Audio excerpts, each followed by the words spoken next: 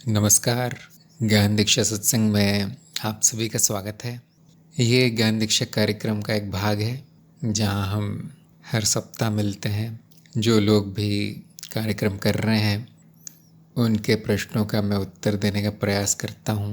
परीक्षा आदि हम आयोजित करते हैं और आपका कार्यक्रम पूरा करने में मैं सहायता करता हूँ। और साथ में ही गुरु संवाद सेवा के प्रश्न, उनके उत्तर यहाँ दिए जाते हैं। तो आज की सत्संग एक परीक्षा से शुरू करेंगे। ये कल्याण की परीक्षा है। नमस्कार। पहला प्रश्न है, ज्ञान मार्ग का जीवन पर क्या प्रभाव पड़ता है? इसका उत्तर ये है कि प्रभाव तो पड़ता है, पर यही कि आनंद, शांति, मुक्ति, वैराग्य और तेज बुद्धि आदि प्रभाव पड़ते हैं। दूसरा प्रश्न है, गुरु अपने स्वयं के अनुभव से सिखाते हैं, सही या गलत? हाँ जी, 100% सही है। अपने अनुभव से ही सिखाते हैं और शिष्य को भी इशारा करते हैं कि आप भी देखो, जांच करो अपना अनुभव से, तर्क से, ये सही है कि नहीं। और तीसरा प्रश्न है, सत्य कौन से अनुभव से जाना जाएगा? सत्य अनुभव से नहीं जाना जाता, सत्य होकर जाना जाता है। सभी अनुभव में मिथ्या है। मिथ्या परिवर्तनशील है। इसलिए सभी परिवर्तनशीलता मिथ्या है। तो सत्य होकर जाना जाता है और कोई भी अनुभव सत्य नहीं है। चौथा प्रश्न है, अज्ञात, अज्ञता और अज्ञान में क्या फर्क है?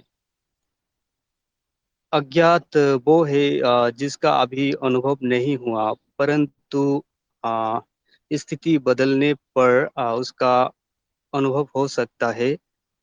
ये है अज्ञात। और अज्ञता, अज्ञता वो है जहाँ अज्ञान का समूल नाश करने के बाद पहुंचा जाता है। ये है अज्ञता। अज्ञता में अज्ञान का कोई संभावना नहीं है।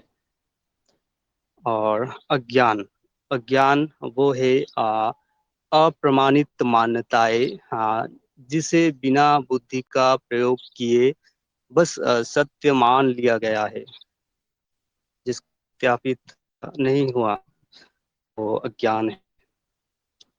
आ, पांचवा प्रश्न है, अस्तित्व का ज्ञान क्यों नहीं हो सकता?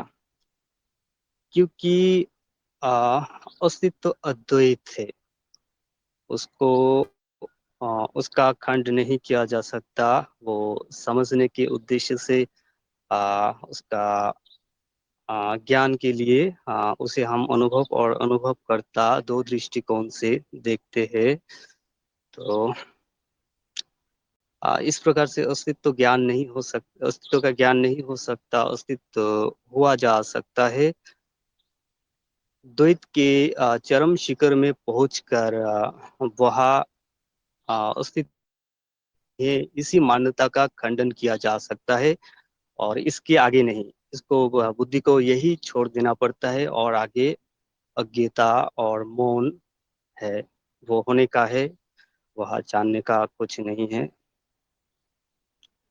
और छठा प्रश्न है, यदि दुख का अनुभव भी अनुभवकर्ता को होता है तो वो आनंद कैसे है?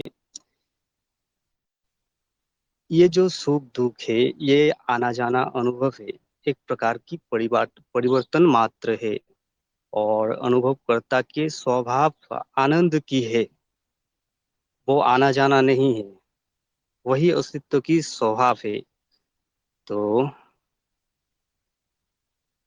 ये जो सुख दुख है, ये आनंद की पृष्ठभूमि में चलता है, अनुभवकर्ता के पृष्ठभूमि में चलता है। सातवां प्रश्न, क्या आत्मज्ञान अहम का नाश है? आत्मज्ञान अहम का नाश नहीं है। अहम मिथ्या है, यही जाना जाता है। और अहम का नाश संभव नहीं और उचित भी नहीं। वो उत्तरजीविता के लिए जरूरी भी है, पर उसे सत्य नहीं मानना है। आठवां प्रश्न, कौन सा अनुभव लीला नहीं है? सभी अनुभव परिवर्तन है। ये सभी परिवर्तन खेल ही है, लीला ही है, कह सकते हैं सभी अनुभव। नौवां प्रश्न, यदि सब कुछ मैं ही हूं तो बाकी लोग कौन है? यदि सब कुछ मैं ही हूं तो बाकी लोग कौन है? मैं का अर्थ किस अर्थ में लिया गया है वो पहले स्पष्ट करना होगा। अस्तित्व की परिभाषा ये है कि सब कुछ मैं ही हूँ। तो बाकी लोग जो है वो भी अस्तित्व ही है, वो भी मैं ही हूँ, मेरा ही मिथ्या रूप है। और 10वां प्रश्न है, एकता किस साधना से प्रकट होती है? आ, एकता तो पहले से ही है, और ये किसी साधना से नहीं आता है। बस इतना ही ज्ञान मार्ग में चल के जाना जाता है कि दो नहीं है, यही है। और यही है गुरु जी। थैंक यू, धन्यवाद। धन्यवाद। आपका प्रयास बहुत अच्छा रहा। आपको मिलते हैं 10 में से 8 अंक, 80%। और आपका केवल एक उत्तर गलत हुआ है और 2 में आधे आधे अंक कटे। इसका अर्थ है आपकी समझ बहुत अच्छी है, आप चरण 4 में पहुंच गए हैं, आप साधना कर सकते हैं। और इसके साथ मैं ये भी कहना चाहूँगा कि आपकी भाषा भी बहुत अच्छी है, स्पष्ट है, और आपकी आवाज़ भी स्पष्ट है। ये साधक के आप में गुण दिख रहे हैं, आप में संभावना अच्छी दिख रही है। तो कल्याण को बधाई, आपकी परीक्षा पास हुई है।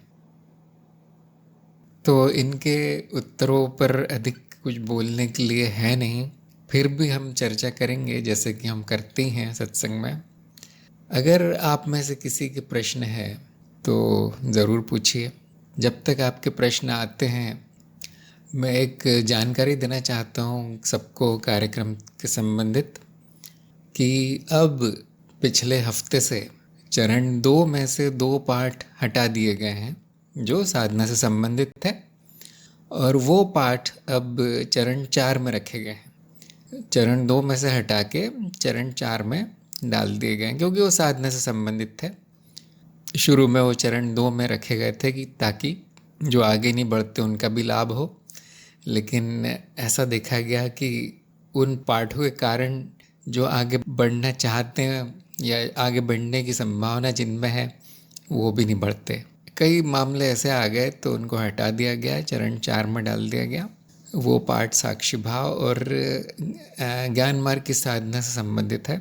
इसमें अच्छी बात यह है कि अब आप लोगों का समय बचेगा, 2 पाठ कम लिखना पड़ेगा, और सत्यापन का समय भी बचेगा क्योंकि उसमें कुछ सत्यापन करने का था नहीं, साधना के चरण मात्र थे। तो ये एक छोटी सी घोषणा है।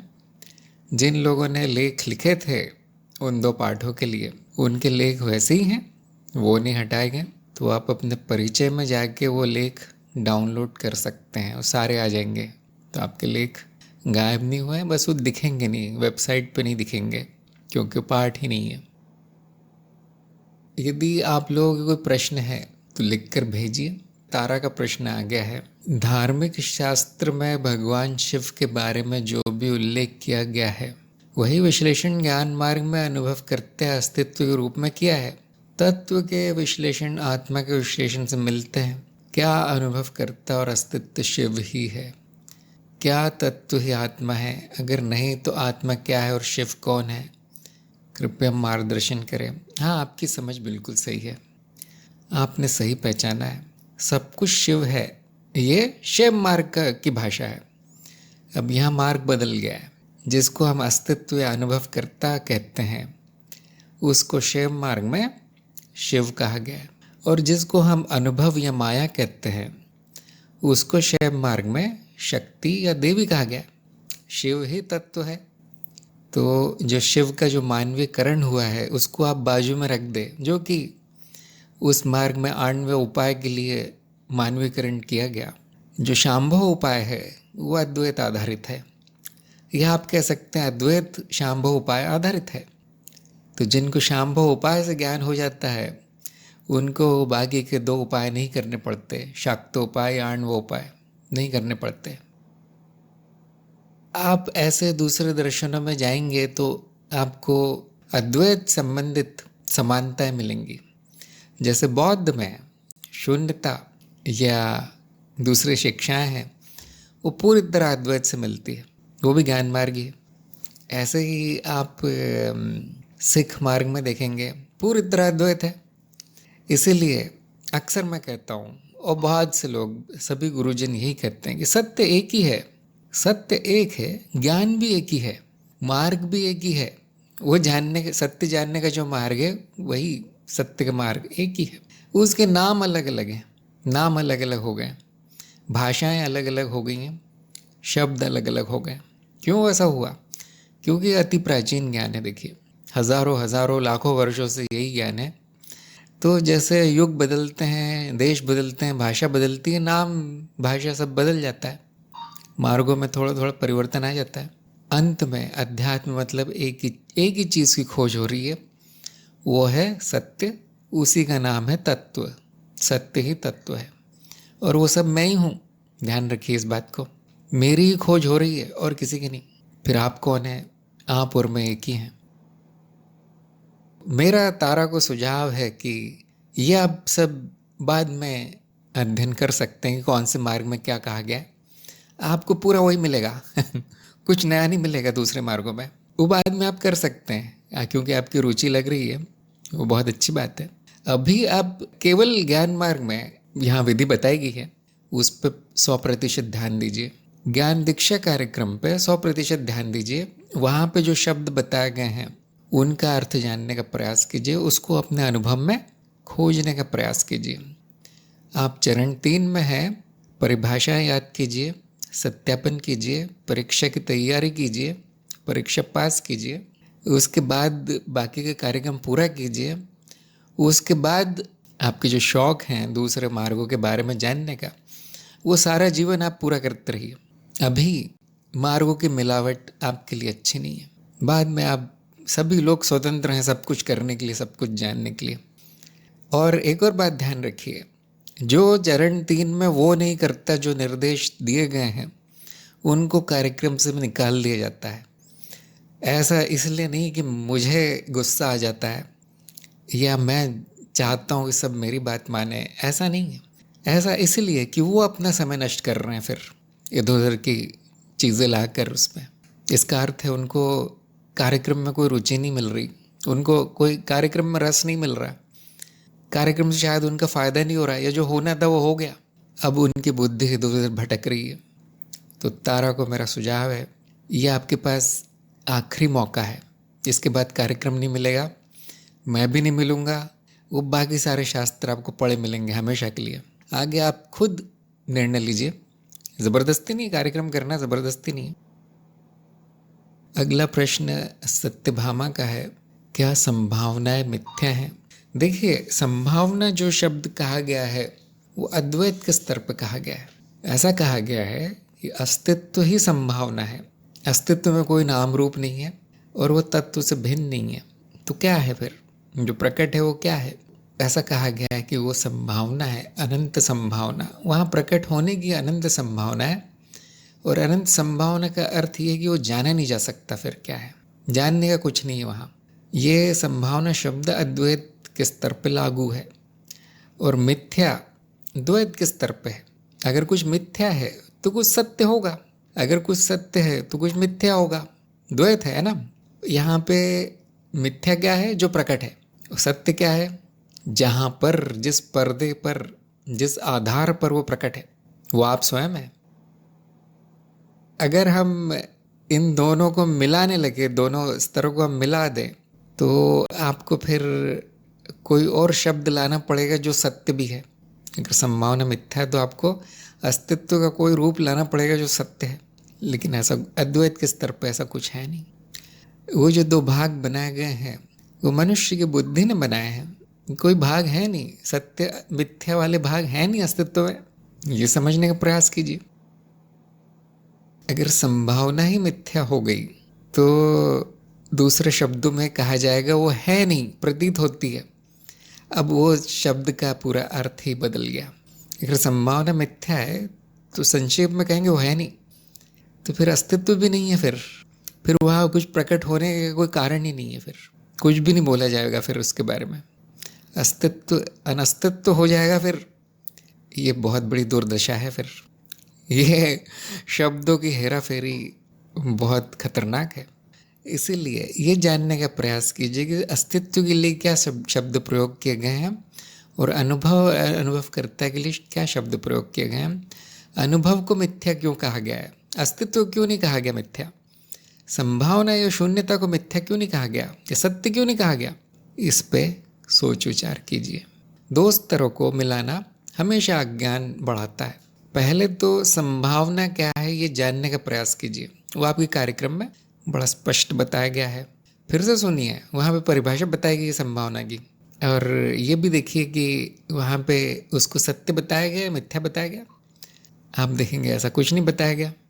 संभावना इस ओर संकेत करता है ये शब्द कि अस्तित्व में कुछ होता नहीं है, सच में कुछ होता नहीं है। यहाँ तक कि मिथ्या रूप भी नहीं है उसका। जो रूप प्रकट होता है वो माया है, सच में कुछ नहीं होता। कोई संभावना बदल के अनुभव नहीं हो जाती। ये इस शब्द के माध्यम से बताने का प्रयास है कि वहाँ अस्तित्व में ऐसा कुछ है जो बुद्धि पकड़ ले, जिसका अनुभव हो जाए। ये मत समझ लेना ये शब्द ये कह रहा है। क्योंकि जब आम भाषा में भी ये शब्द प्रयोग किया जाता है संभावना, कि ये घटना होने की संभावना है, कोई कहता है, इसका अर्थ क्या है? वो घटना हुई नहीं है, वो होगी या नहीं ये भी कोई नहीं जानता, केवल संभावना है। तो इसीलिए शब्द शायद लिया गया, गुरुजनों ने उपयोग किया। वहाँ कुछ है नहीं अस्तित्व में, ऐसा कुछ नहीं है जो हम जान पाए। कुछ होता नहीं वहाँ, होता हुआ प्रतीत होता है ज़रूर, वो सब मिथ्या है, वो सब माया है। इसी प्रकार शून्यता है। शून्यता का अर्थ ये नहीं कि वहाँ कुछ भी नहीं है। शून्यता का अर्थ यही है कि वहाँ कोई पदार्थ नहीं है जिसको कि हम जान पाए, जिसको बुद्धि या अनुभव पकड़ पाए या इंद्रियां पकड़ पाए। इसलिए यहाँ शून्यता का अर्थ ना होना, ना होकर खाली होना है। खाली, जैसे पर्दा खाली होता है या कागज़ खाली होता है, अब उस पर कुछ भी प्रकट होने की संभावना है। अगर वो खाली नहीं होता, शून्य नहीं होता, तो उस पर वही चीज़ प्रकट होती जो पहले से है, बदल नहीं पाती। क्योंकि वो बदल ही जाता है, जो भी प्रकट है वो सिद्ध हो जाता है कि वो शून्य है, ये संभावना ही थी। केवल परिवर्तन को देख के बताया जा सकता है कि वो शून्य है, संभावना है। तत्व जब आप जानेंगे, आप देखेंगे वो शून्य है, लेकिन उसको सत्य नहीं कहा जाएगा, खाली कहा जाएगा। शून्य का अर्थ यही कि अब जानने का प्रयास मत करो। जो जाना था उसको शून्य कर दो, और वो जो है वो आप स्वयं है, इसलिए वो हो जाओ। तो मुझे आशा है आपको उत्तर मिला होगा, लेकिन नहीं मिला तो फिर से थोड़ा और अध्ययन कीजिए। द्वैत का स्तर, अद्वैत का स्तर ध्यान से देखिए, कौन सा शब्द कौन से स्तर पर प्रयोग किया जाता है और क्यों किया जाता है, ये देखिए। फिर सत्यापन कीजिए कि ये ऐसा सच में है या नहीं, कुछ औचित्य है या नहीं इन शब्दों का उपयोग करने का। इसके बाद आपका कोई प्रश्न बच जाए तो दोबारा पूछिए। अदिति का प्रश्न है, संपूर्ण अस्तित्व को माया कहा जा सकता है? हाँ, संपूर्णता ही अस्तित्व है, और वो संपूर्णता माया ही है, कहा जा सकता है। लेकिन फिर से मैं बताना चाहूँगा कि अस्तित्व में केवल माया नहीं है। अस्तित्व वो भी है जहाँ पर माया प्रकट है, जो माया का साक्षी या दृष्टा है, अनुभव करता, वो भी तो अस्तित्व है। क्या वो आधा अस्तित्व है, 50%? नहीं, वो भी संपूर्ण अस्तित्व है। तो संपूर्ण अस्तित्व को अनुभव करता भी कहा जा सकता है। इसी प्रकार संपूर्ण अस्तित्व को अनुभव या माया भी कहा जा सकता है। और ऐसा हम कहते भी हैं अक्सर। जैसे मैं कहता हूँ, आप अनुभव करता है, अनुभव करता ही अस्तित्व है, तत्वरूप तत्वरूप। जैसे मिट्टी से बनी हुई हर वस्तु तत्वरूप मिट्टी है, और फिर मिट्टी के रूप क्या है? माया है। तो मिट्टी से बनी हुई हर चीज़ माया है फिर, नाम रूप। इसमें समस्या क्या है कि ये गलत है वाक्य, इससे उलझन होती है, सटीक नहीं है इतना। तो अस्तित्व अद्वैत के स्तर पे नाम रखा गया है उसका, जो अनुभव और अनुभवकर्ता का मेल है, जहाँ पे अनुभव और अनुभवकर्ता का भेद समाप्त होता है, या ये जाना जाता है कि भेद नहीं था उन दोनों में। अब उसको सत्य कहे, माया कहे, मिथ्या कहे, तत्व कहे, ये सब अर्थहीन हो जाता है। इसलिए हम कुछ नहीं कहते, कभी कभी नाम रख देते हैं अस्तित्व, या पुराना नाम ब्रह्म, ब्रह्म ही माया है। कभी कभी हम कहते हैं ब्रह्म की माया, ऐसे आपको किताबों में मिलेगा। कभी कभी ये भी लिखा मिलेगा ब्रह्म ने माया रची है। अब ये बड़ा विचित्र वाक्य है, क्योंकि सुनने वाला तो यही सोचेगा अब माया अलग है ब्रह्म अलग है। नहीं, वो एक ही है, सब रचना ही रचयिता है, रचयिता ही रचना है। तो वो पुराने शब्द हैं, देखिए उससे बड़ी उलझन होती है, कहा क्या गया। जब तक गुरु नहीं समझा है फिर कोई नहीं समझ पाता, अज्ञान बढ़ जाता है। तो हमने इसका नाम रखा है अस्तित्व, मतलब होना। अस्ति मतलब होना संस्कृत में, बस होनापन, बस इतना ही है। अब उसको और कुछ कहेंगे, जैसे ही आप उसमें और उपाधियां डालेंगे, सब गलत हो जाता है, अज्ञान बढ़ जाता है। शब्द अज्ञान बढ़ाते हैं, घटाते नहीं। जिसने केवल शब्द सुने हैं वो अज्ञानी से भी बुरी स्थिति में है, क्योंकि अज्ञानी ने कम से कम वो सब तो नहीं सुना। इसलिए अद्वैत पे पहुंच के शब्द अर्थहीन हो जाते हैं।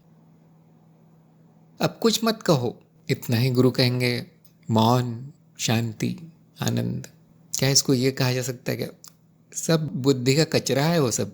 अब यहाँ पे बुद्धि काम नहीं करेगी। बुद्धि का कार्य विभाजन करना है और नाम रखना है। वो सब कर लिया होगा आप लोगों ने, सबने। अब क्या करें, अब और कैसे चलाएं बुद्धि को? ये बुद्धि कार की तरह है। अगर आपको एक जगह से दूसरी जगह पहुंचना है तो बहुत उपयोगी है कार। अगर आप उस जगह पहुंच गए हैं और प्रश्न आता है कार आगे कैसे पहुंचाऊं, आगे कहाँ चलाऊं, कार तो आगे नहीं बढ़ रही, तो वहाँ पे ये बताना ज़रूरी है कि आप पहुंच गए हैं, अब कार बेकार है ना? अब आप कितना भी चला लीजिए कार, कितना भी पेट्रोल डालते रहिए उसमें, आप घर पहुंच गए हैं, अब उतर जाओ कार से। अब कहाँ चला रहे हो? ऐसे ही शब्दों का उपयोग तत्व तक पहुंचने में, सत्य तक पहुंचने में, या अद्वैत तक पहुंचने में।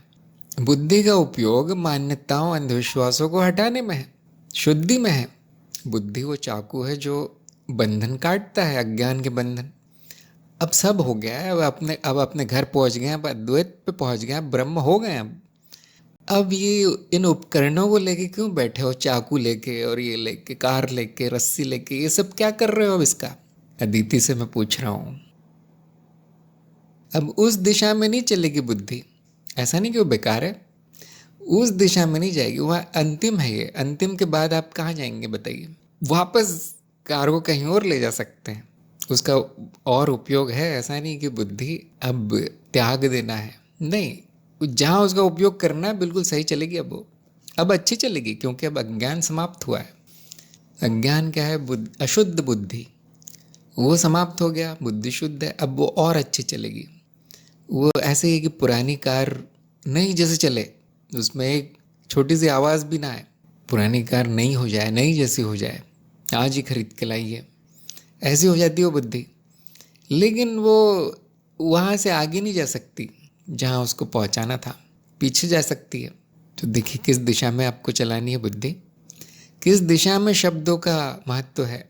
सब जान लेने के बाद महत्व नहीं है, उसके बाद शब्दों का त्याग महत्वपूर्ण है, उसके बाद मौन ज़रूरी है। शब्द अब कहाँ काम आएंगे?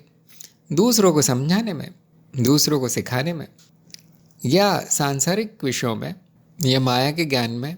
वहाँ शब्द शब्द ही शब्द है फिर तो। और जहाँ पहुँच गए हैं वहाँ शब्द नहीं पहुँचते।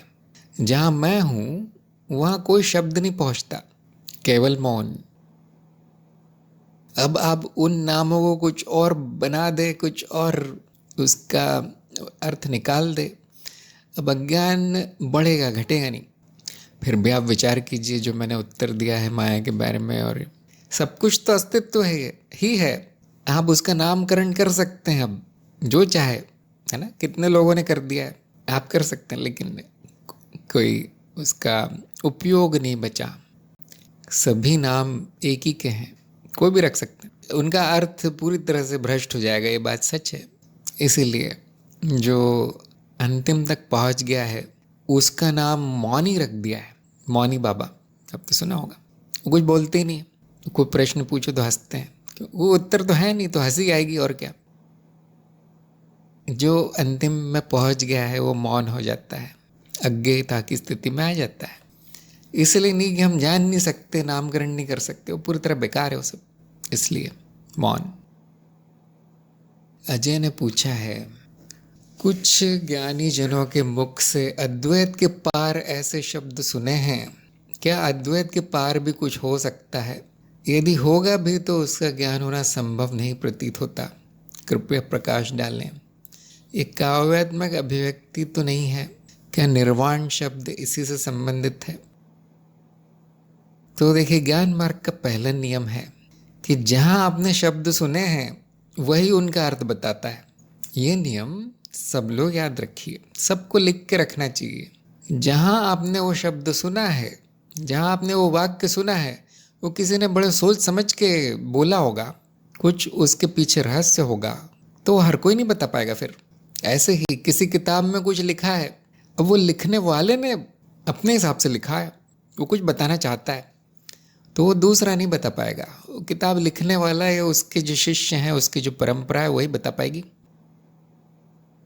तो मेरा यही सुझाव है अजय को, जिससे भी आपने सुना है ठीक उसके पीछे लग जाइए, तो बोलिए हमें ले जाइए अद्वैत के पार। हम तो अद्वैत पर ही अटक गए हैं, उसके पार कौन ले जाएगा? वहाँ आपकी शंका का समाधान हो जाएगा। मैं यहाँ से कुछ सोच के बता सकता हूँ आपको, लेकिन वो तीर तुक्का होगा, और अगर जो मैंने बताया है हो सकता है कि वो पूरी तरह गलत हो, क्योंकि मैं अपनी समझ से बताऊंगा, उसकी समझ तो कुछ और है उस व्यक्ति की जिसने वो लिखा है, बोला है, तो आपका अज्ञान बढ़ जाएगा फिर। और दूसरी बात, जिसने वो बोला है कोई और बताए उसके बारे में, तो वो प्रमाण कहाँ से लाएगा? वो प्रमाण कहाँ से लाएगा? और अगर मैंने कुछ बता भी दिया तो आपके पास क्या उपाय है जानने का कि मैंने जो बताया वो सच था या झूठ? बताते समय मुझसे कुछ गलती तो नहीं हो गई, ये आप कैसे जानेंगे? फिर आप वहाँ जाएंगे कि हाँ, यहाँ सत्संग में किसी ने ये बोला था अद्वैत के पार, आप बताइए वो सच है कि नहीं।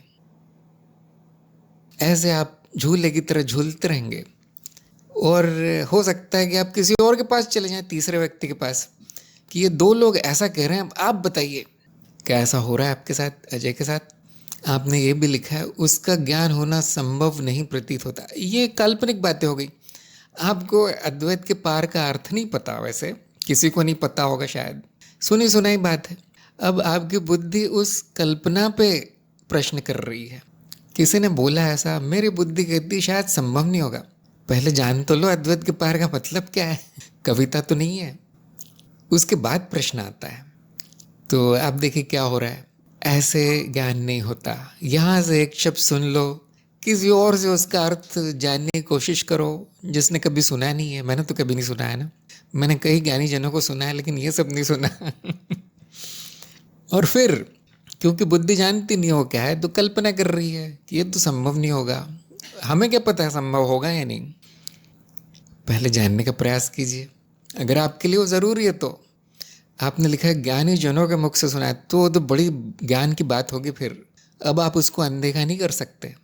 अब शंका आ जाएगी मन में कि मैं तो अद्वैत तक ही सीमित हूँ, ज्ञानी जनों ने बोला है उसके पार कुछ है, तो आप चैन से नहीं बैठ पाएंगे। अब जो साधक है उसको कुछ बता दो कि इसके भी पार है, तो वो फिर बैठता नहीं एक जगह, वो चल देता है खोजने। लेकिन आप यहाँ आ गए खोजते खोजते, जो कि पूरी तरह गलत जगह है। वहाँ जाइए जिसने वो ज्ञान के शब्द बोले हैं। आपने इसको निर्वाण से जोड़ दिया। देखिए, बुद्धि कल्पना कर रही है, अब कुछ तो मिल जाए मुझे, शायद मोक्ष होगा अद्वैत के पार, शायद कोई लोक होगा, शायद कोई तीर्थ स्थान होगा। ये बुद्धि बोलती रहेगी। अब क्यों? अर्थ नहीं पता, अब केवल कल्पना होगी।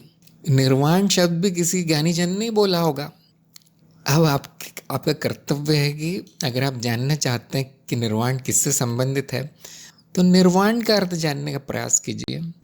वो जिसने बोला है निर्वाण, जिसने सिखाया है, वही बताएगा। मैं क्या बताऊं? जो मैंने ज्ञान दीक्षा में बताया वो मैं बता सकता हूँ, थोड़ा बहुत। वो भी ये नहीं, इस दावे के साथ नहीं बताता कि मैं सच है। वो जिम्मेदारी भी साधक की है, उसको प्रमाणित करना आपकी जिम्मेदारी है। मेरे बताने से सच नहीं हो जाएगा। तो मैं आपको एक कड़ी देता हूँ जो आपको सहायक होगी। ये सब आगे से ऐसा प्रश्न नहीं आएगा। वो आप एक मैंने लेख लिखा है, वो अगर आप पढ़ लेते हैं तो, परिभाषाएं एवं उद्धरण नाम से एक लेख है, मैं आपको कड़ी भेज रहा हूँ। ये वैसे सबको पढ़ना चाहिए। और आपके कार्यक्रम के चरण 3 में कुछ कड़ियाँ दी गई है, उपयोगी कड़ियाँ। उसमें भी ये कड़ी है, ये परिभाषा उद्धरण लेख उसमें भी है, सबको पढ़ना चाहिए। यहाँ पे आपकी समझ सुलझ सकती है। लेख वही बताता है कि किसने क्या कहा, ये उसका विषय है इस लेख का। किसने क्या कहा, क्यों कहा, कोई और नहीं बता पाएगा। और आपके पास कोई उपाय नहीं है जानने का कि हाँ किसी और ने कुछ बता दिया, अब वो सच है या नहीं।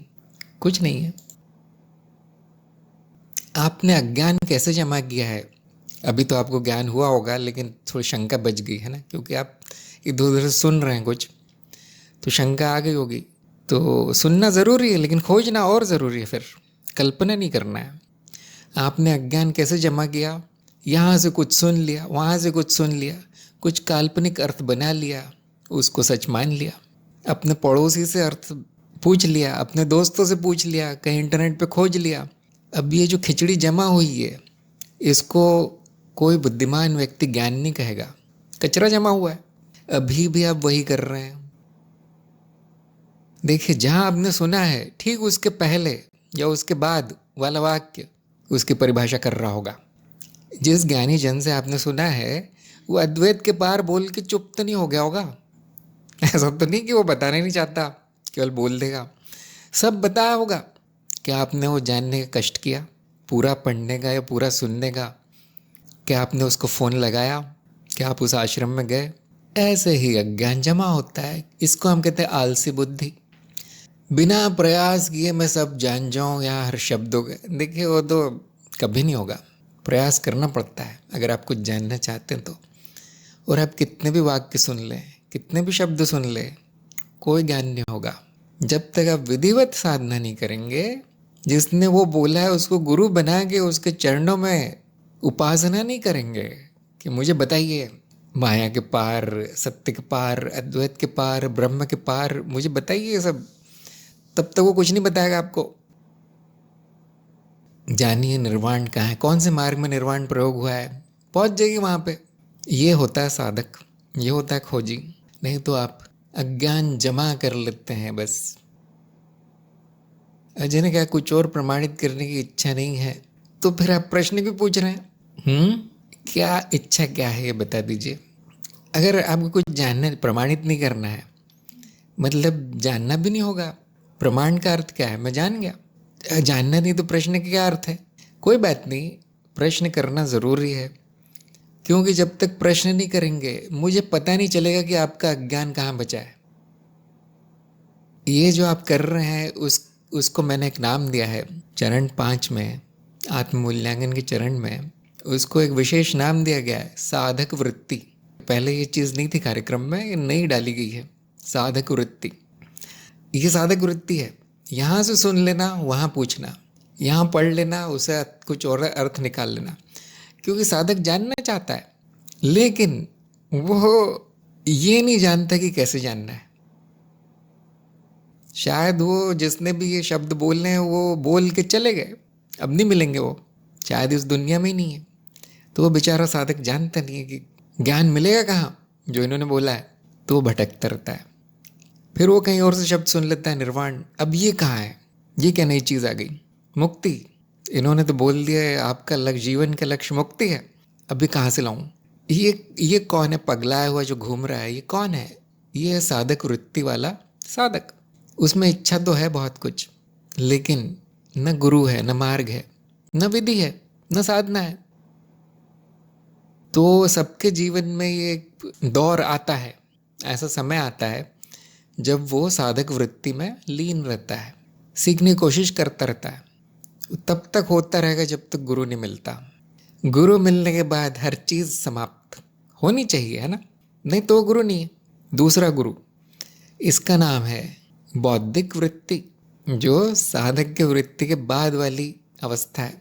क्योंकि अब कम से कम वो जानता है कैसे लेना है ज्ञान। एक जगह नहीं मिला, दूसरी जगह जानता है वो। जब ज्ञान हो जाता है तो तीसरा दौर आता है, वो है आध्यात्मिक वृत्ति।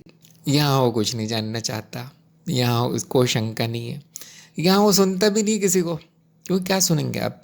सब कुछ तो यहाँ है, अंदर है सब कुछ, बाहर नहीं। कौन सा शब्द सत्य बताएगा? समस्या बहुत बड़ी है ना।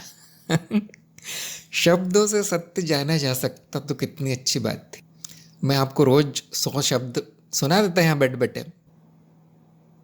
देखिए, आपको अगर अभी भी खोज की इच्छा है तो बहुत अच्छी इच्छा है, लेकिन कहाँ खोजना है ये जानना ज़रूरी है हर साधक को।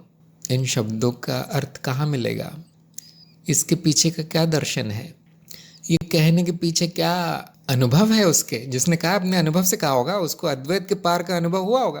कैसी भी चीज़ होती है, आपको वो लेने का प्रयास करना है, ना कि इधर उधर पूछने का। सभी को परिभाषा एवं उद्धरण लेख पढ़ना चाहिए, नहीं तो आपकी साधक वृत्ति समाप्त नहीं होगी, प्रगति नहीं होगी। अदिति ने कहा शब्द अर्थहीन हो जाते हैं, ज़्यादातर मनन माया के विषयों तक पहुंच जाता है। हाँ, कोई बात नहीं, आप भी सीख रहे हैं और सीखते समय गलतियां होंगी इस प्रकार की। जितनी गलतियां होंगी उतना आपका अज्ञान प्रकट होगा, आपको अपनी ही बुद्धि में समस्याएं दिख पड़ेंगी और फिर वो अगली बार नहीं होगा। ये अच्छी बात है, क्योंकि आपने अस्तित्व का नामकरण कर दिया, अब अगली बार आप नहीं करेंगे। अब ये आप जान जाएंगे कि कहीं पर पहुंच के शब्द काम नहीं आते। ऐसे सीखते रहिए, अभी ये सीखने का समय है। शोभा का प्रश्न है, साक्षी भाव में कार्यों को प्रकाशित करना है, ये वाक्य स्पष्ट अर्थ समझ में नहीं आया है। प्रकाशित करने का अर्थ क्या है, ये कैसे करना है? प्रकाशित करने का अर्थ ये है कि ज्ञान की दृष्टि से देखना, ना कि अज्ञान की दृष्टि से। अंधकार में जो कार्य होता है वो स्वयं को मनोशरीर मानकर और जगत को सत्य मानकर होता है।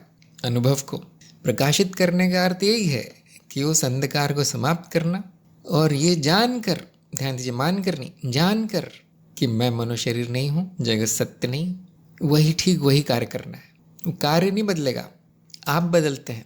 परिवर्तन बाहर नहीं होगा, परिवर्तन अंदर होगा। प्रकाशित करने का ये अर्थ है। अज्ञान का अंधकार हटा देना, ज्ञान को याद करना, स्मरण, याद रखिए, याद आना ही प्रकाशित करना है। यही साक्षी भाव की साधना है। तो ये सारे जो वाक्य कहे जाते हैं, प्रकाशित कीजिए, अंधकार को हटाइए, ज्ञान का स्मरण कीजिए, साक्षी बन जाइए, ये सारे इतने सारे वाक्य क्यों उपयोग किए गए? इस उम्मीद में तो कि एक तो समझ जाएगा कोई सुनने वाला। एक ही साधना है, तो उसी को कई तरीके से समझाने का प्रयास है, और कुछ अलग करने को नहीं कहा गया है। तो देखिए, अगर आप कर पाएँ तो कीजिए। इस भाव से कार्य करना है, सारे कर्म, सारे विचार, कि मैं ये सब नहीं हूँ, ये मनुशरीर नहीं हूँ, मनुष्य नहीं हूँ, व्यक्ति नहीं हूँ। ये हो रहा है, इस भाव से हर कर्म होता रहे। कभी कभी वो नहीं होगा, कोई बात नहीं, कोई बात नहीं, आप लोग सीख रहे हैं। ना हो तो ना हो, अगली बार फिर से, ये प्रयास से नहीं होगा। सत्यभामा ने पूछा है, बुद्धि भेद करती रहती है, प्रश्न उठाती रहती है, शायद उसका भी उत्तर जीविता उद्देश्य है। प्रश्नों की श्रृंखला अज्ञान वापस ला सकती है। आखिर बुद्धि शांत कैसे होगी, समर्पण कैसे करेगी? बुद्धि तब शांत होती है जब सारे उत्तर आ जाते हैं, समर्पण तब होता है जब जानने का कुछ नहीं बचता। ये कहना ठीक नहीं होगा कि सब कुछ जान लिया जाता है, नहीं, जानने का कुछ नहीं बचता, तब समर्पण होता है। तो प्रश्नों के उत्तर कब आ जाएंगे और बुद्धि शांत हो जाएगी? सारा प्रमाण मिलने पर प्रश्नों के उत्तर आ जाते हैं। किसका प्रमाण? मूल ज्ञान का। मूल ज्ञान क्या है? स्वयं को जानना, माया को जानना, एकता को जानना। इन तीनों का प्रमाण मिलने पर प्रश्न समाप्त होते हैं। प्रश्न समाप्त होने पे बुद्धि क्लिक करने के लिए कुछ नहीं रहता, जैसे कि मैंने कहा है। फिर वो चलती रहे तो भी कुछ होगा नहीं, कोई उसका फल नहीं आएगा। शांत ना भी हो तो भी कोई बड़ी समस्या नहीं। समर्पण तब होता है जब जानने का कुछ नहीं बचता। तो देखिए, जिसको अज्ञान है वो दो स्थितियों में रह सकता है। पहला, वो कहेगा मैं सब जानता हूँ, कुछ नहीं पूछेगा वो। दूसरा, बुद्धि अशांत रहेगी, मैं ये भी नहीं जानता, वो भी नहीं जानता, ये तो ये कह रहा है, वो तो वो कह रहा है, तो वो अशांत रहेगी बुद्धि। जो बुद्धि की अशांति अज्ञान दिखाती है। अज्ञान कैसे जाएगा? प्रमाण ढूंढिए। अगर कोई ये सोच के शांत हो जाता है कि मुझे कुछ नहीं जानना, तो वो नकली शांति है, वो समर्पण नहीं है, वो हार मानना है। मतलब उसे कोई रुचि नहीं जानने की, वो समर्पण नहीं। समर्पण और शांति अज्ञान को नाश करने के संघर्ष के बाद आती है। अज्ञान का नाश वह अशांत करने वाली चीज़ है, क्योंकि बुद्धि पे हमले होते हैं एक के बाद एक। जो उसने जमा कर रखा है वो सब छीना जा रहा है, टूट रहा है, तो वो शांत कैसे होगी बुद्धि? वो तो और बौखला जाती है। तो समर्पण कैसे करेगी? वो तो अड़ जाती है। इसलिए मूल अज्ञान से शुरू कीजिए। मूल कहाँ है आपके अज्ञान का, वो देखिए, वो हटाइए। वो हटाना प्रमाण से ही संभव है। प्रमाण अप्रोक्ष अनुभव और तर्क है। बुद्धि को शांत करने का उपाय भी बुद्धि है, और कुछ है नहीं, और कोई तरीका नहीं। हार मानना तरीका नहीं है, हार मानना ठीक नहीं है। तो तब तक प्रश्न उठते रहेंगे जब तक आपको प्रमाण नहीं मिला। प्रमाण मनन से मिलेगा, केवल सुनने से नहीं। सुनने से आप ये जान पाते हैं कि मुझे मनन किस पे करना है, प्रमाण किसका लेना है। और जो श्रवण हुआ है उसमें वो ये भी बताया गया है कैसे प्रमाण लिया गया, वो सब बताया गया आपको कार्यक्रम में। सारा कार्यक्रम प्रमाण देने का या प्रमाण कैसे लेना है ये सिखाने का प्रयास है। अगर आपने वो नहीं किया तो वो कभी शांत नहीं होगी, कभी समर्पित नहीं होगी। तो यही चरण 3 है, सत्यापन। प्रमाण लीजिए, ऐसे उंगली पकड़ के आपको कार्यक्रम में चलाया गया कैसे लेना है। स्वयं का अनुभव अप्रोक्ष अनुभव से होगा। देखने का प्रयास कीजिए आपका स्वयं का अनुभव। वहाँ बुद्धि चलाना ज़रूरी है, वहाँ उसको शांत नहीं करना है। अजय ने लिखा है, जी ये प्रश्न वर्ष 2024 के साथ बना था। मैंने उनके पास गया था, दैहिक उपस्थिति में ही संवाद किया था, लेकिन उत्तर से संतुष्टि नहीं मिली थी। मुझे तत्व या अद्वैत से आगे कुछ कहा गया ऐसा कभी नहीं लगा। तब भी सोचा था कि आपसे प्रश्न एक बार ज़रूर पूछूंगा, इसलिए प्रश्न किया था ताकि संदेह का स्थान न रहे। मुझे ये बात काव्यात्मक लगी थी। संदेह ऐसे नहीं दूर होता, जैसे कि मैंने बताया, जिसने ये बोला था उससे ही आपको संतुष्टि नहीं मिली तो दूसरे से कैसे मिलेगी? क्या ये बात तार्किक है? सोचिए इस बारे में। तब आपने जो सोचा था वो अज्ञान की स्थिति में सोचा होगा। मुझे उम्मीद है अब तो वो स्थिति नहीं होगी। अब आप उससे पूछिए, अगर आपको पूछना ही है तो, वैसे तो पूरी तरह बेकार है। आप उससे पूछिए जो ये दावा करता है कि मुझे उत्तर आता है इसका। एक से नहीं मिली, दूसरे से मिल जाएगी संतुष्टि। और अगर कहीं भी संतुष्टि नहीं मिलती तो शंका रह जाएगी। संतुष्टि का अर्थ ये नहीं कि वो बात का सत्य सिद्ध हो जाना, केवल इतना अर्थ नहीं है संतुष्टि का। अगर वो बात असत्य है तो वो असत्य सिद्ध होना चाहिए कहीं जाके, तब वो संतुष्टि मिलेगी। चलो छोड़ो, ये तो असत्य था। लेकिन असंतुष्ट स्थिति क्या दिखाती है कि न वो सत्य सिद्ध हुआ न वो असत्य सिद्ध हुआ। असंतुष्टि की स्थिति ये दिखाती है। और अभी भी आपके मन में वो प्रश्न बचा है, इसका अर्थ ये है कि अभी भी असंतुष्टि बची है। कम से कम मिथ्याकरण कर लीजिए कुछ करके। प्रमाण पूछिए, प्रमाण आपको लेने का प्रयास करना है, क्योंकि उस व्यक्ति ने जो बोला है उसने प्रमाण के साथ बोला होगा। प्रमाण लीजिए, और अगर प्रमाण आपके हिसाब से नहीं है तो आपके लिए वो मिथ्या हो गया, तब संतुष्टि हो जाएगी। आपने लिखा है कि काव्यात्मक लगा था, लगना प्रमाण नहीं है, लगना प्रमाण नहीं है। अब प्रमाण क्या है? यहाँ पे हर कोई अपना अपना साधन बताएगा, हर कोई अपना अपना प्रमाण बताएगा। कोई बोलेगा देखिए यहाँ लिखा है, हो गया प्रमाणित, शायद आपको संतुष्टि मिल जाए। कोई बोलेगा देखिए ये यहाँ लिखा है, पूरी तरह साफ लिखा है कि ये कविता है, सच नहीं है इसमें कुछ भी, तो प्रमाण मिल गया। आप बोलेंगे हाँ जी कविता है। लेकिन अगर कोई कहीं लिखा होना प्रमाण आपके लिए नहीं है तो फिर से असंतुष्टि रह जाएगी। हमने अप्रोक्ष अनुभव और तर्क क्यों चुना? हमने नहीं, सभी ने यही चुना है, हर गुरु ने यही चुना है। क्यों? क्योंकि यहाँ पे शंका नहीं रहती। यही वो प्रमाण है जहाँ शंका मूल सहित नाश होती है। यहाँ से सुनना, ये लगना, वो लगना, ये सब, इसमें शंका का नाश नहीं होगा। अजय ने ये भी लिखा है, मुझे ये मिथ्या ही लगता है। देखिए मिथ्या होना चाहिए, वो लगना नहीं चाहिए। लग तो बहुत कुछ सकता है। सुबह आपने क्या नाश्ता किया था उस पर निर्भर है क्या लगता है ना। बीवी से झगड़ा हुआ तो सब मिथ्या लगेगा, सारा संसार मिथ्या लगेगा। किसी से प्रेम हुआ तो सब सच लगेगा, हर सपना सच्चा लगेगा। क्या ये लगना विश्वसनीय है? अभी भी आप प्रमाण के पीछे नहीं है, अभी भी कल्पना ही चल रही है, मुझे तो ये लगता है, मुझे तो वो लगता है। देखिए ऐसा क्यों है? कहीं पर अविद्या शेष है, इसको हम कहते हैं शेष अविद्या। कहीं पूरी तरह शुद्धि नहीं हुई अभी बुद्धि की, तो आप जारी रखिए, खोज जारी रखिए। लगने को प्रमाण नहीं मानना है, नहीं तो खोज समाप्त नहीं होगी। अनुभव लीजिए। अगला प्रश्न अरुण का है, जब तत्व से सब अद्वैत है, सब कुछ मैं ही हूँ, फिर अरुण किसी अन्य मनोशरीर यंत्र से तुलना क्यों करता है? मेरा अज्ञान स्पष्ट करें। देखिए तत्व से अद्वैत है ये कहना ठीक नहीं है, पहला अज्ञान तो यही है। सब अद्वैत है इतना आप कह सकते हैं, संपूर्णता अद्वैत है, दो नहीं है। और इतना भी कह सकते हैं आप, सबका तत्व एक है। ये कहना बिल्कुल गलत है, तत्व से अद्वैत है इसका कोई अर्थ नहीं है मेरे हिसाब से। या तो इतना कह लीजिए सबका तत्व एक ही है और संपूर्णता अस्तित्व अद्वैत है, ये दो वाक्य सही है।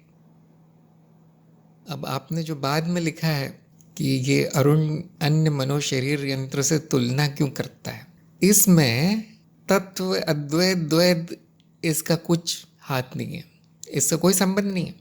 एक मनोशरीर दूसरे मनोशरीर से माया के स्तर पे संबंधित है, तत्व के स्तर पे नहीं है ना। तत्व के दृष्टिकोण से मनोशरीर है नहीं, मिथ्या है, वो मैं नहीं हूँ।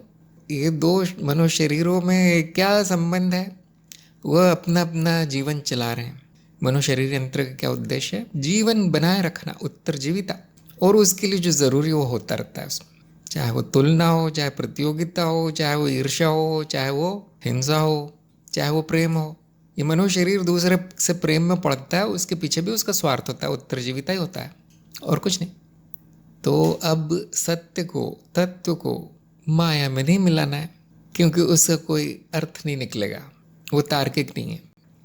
तत्व सबका एक है, बिल्कुल सही है। मनोशरीर अलग अलग है, उनमें वृत्तियां चल रही है, उत्तरजीविता की वृत्ति प्रमुख है, बिल्कुल सही है। और ये सारा माया है, सच में कुछ नहीं हो रहा, सपने जैसा है। क्या वो नहीं चलना चाहिए? वो आपको निर्णय करना है, वो इस मनोशरीर को ही निर्णय लेना है कि उसमें क्या चलना है। सत्य जान लेने से हो सकता है कभी कभी कुछ वृत्तियां बंद हो जाए। जैसे आज प्रश्न आया था ना, ज्ञान मार्ग का जीवन पे क्या प्रभाव पड़ता है? हो सकता है कभी कभी प्रभाव पड़ जाए, लेकिन यह होना ज़रूरी नहीं है। उस मनोशरीर को, वहाँ पर जो बुद्धि है, बुद्धि चल रही है, उसको निर्णय लेना है कि वहाँ क्या होना है। अब ये नहीं कहना है कि सबका तत्व एक है तो क्यों नहीं हो रहा, वो नहीं होगा। सत्य जान लेने से सपना नहीं बंद हो जाता या किसी और तरीके से नहीं चलने लगता। जैसा कि मैंने अभी कहा था, परिवर्तन बाहर नहीं अंदर होता है, प्रभाव बाहर नहीं अंदर पड़ता है। ये मनुष्य शरीर मैं नहीं हूँ, क्या इतना प्रभाव पड़ा? यही आपका अज्ञान है कि आपको अभी तक मनुष्य शरीर से आसक्ति बची है। इसको ये होना चाहिए, इसका वो होना चाहिए, इसमें ये चलना चाहिए, उसमें वो वृत्ति होनी चाहिए, वो नहीं होनी चाहिए। ये भी तो मनुष्य शरीर ही सोच रहा है। ऊपर से अज्ञान ये है कि सत्य जानने के बाद ये सब होना चाहिए। नहीं, अगर आप अज्ञानी भी है तो भी उसको बदल सकते हैं। मनुष्य शरीर में क्या चल रहा है, थोड़ी सी बुद्धि चाहिए बस। उसका स्वभाव, उसका रंग रूप बदला जा सकता है। उसके लिए सत्य या अद्वैत का ज्ञान क्यों चाहिए? अगर आप उसको बदलना चाहते हैं तो कोई भी व्यक्ति कर सकता है, वो करते भी हैं। इसको हम कहते हैं आत्म सुधार का मार्ग। ये अध्यात्म का मार्ग नहीं है, आत्म सुधार का है। वो पूरी तरह से स्वयं को मनुष्य शरीर मानता है और उसको ठीक करने में लगा है। जो बुराई नहीं है इसमें, कुछ बिल्कुल सही है, सबको करना चाहिए, लेकिन इसका सत्य से कोई संबंध नहीं है। एक उपमा है इसकी, पर्दे पे क्या चल रहा है उसका पर्दे से ज़्यादा संबंध नहीं है। केवल इतना है कि वो एक है, पर्दा और चित्र एक है। लेकिन मैं पर्दा हूँ ये जान लेने के बाद भी वो चित्र चलते रहते हैं। जैसे वो सिनेमा बना है ठीक वैसा चलेगा। इसी प्रकार तत्व जान लेने के बाद ये मनुष्य शरीर जैसा बना है वैसा चलता रहेगा। इसमें जो संस्कार हैं वो उससे कर्म करवाते रहेंगे। तो अपनी पहचान मनुष्य शरीर से छोड़ दीजिए, अपनी पहचान तत्व से बनाइए। उसमें कुछ नहीं चल रहा, देखिए, ध्यान से देखिए, उसमें कोई तुलना नहीं है, उसमें कुछ भी नहीं है। तो शायद अभी भी आपके मन में ये विचार आ रहा है कि तत्व तो एक है, फिर मैं जो मनुष्य शरीर हूँ ये क्यों तुलना करता? नहीं, आप तत्व है और वो तुलना नहीं करता। आप मनुष्य शरीर नहीं है और वो कुछ भी करे, कोई बड़ी बात नहीं है। वो ठीक वो करता है जिसके लिए वो बना है। अगर ये चीज़ स्पष्ट नहीं हुई तो आप दोबारा पूछ सकते हैं। हाँ, अभी आप में साक्षी भाव आया नहीं क्योंकि आपने अभी शुरू किया है, साधना अभी शुरू की। यही साधना है आपकी, बार बार मनुष्य शरीर से पहचान हटाना जब भी आ जाए।